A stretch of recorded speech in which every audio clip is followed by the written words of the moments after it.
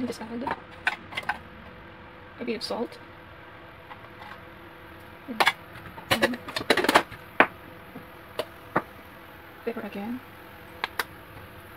Mix it.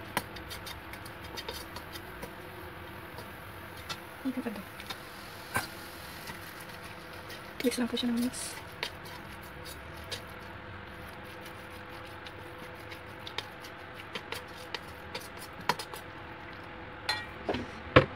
Takpan lang natin, then maybe after 3 minutes like that, we will off na po.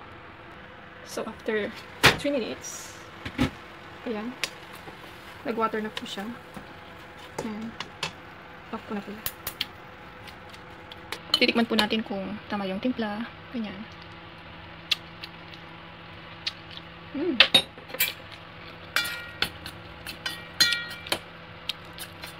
Once more.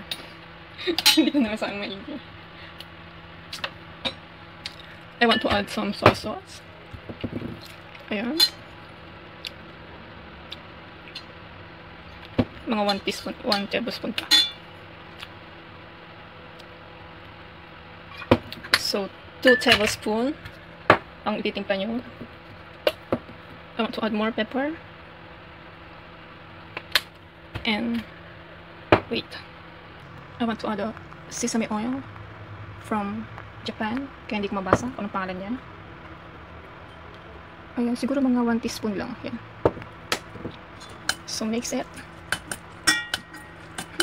Mabango. Bango ng sesame oil. Ayan. Then, I will add a bit of sugar. Kasi hindi kami nag-ano dito, mga besh. Hindi kami nagbibitsin. Or magic sarap, hindi din. Ayan, para may konting ano ba. Medyo tumamis siya. And then, mix it again.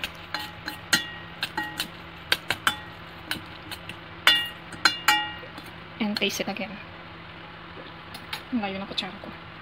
Ayan. Ito. Titikman natin ulit. Okay na siya.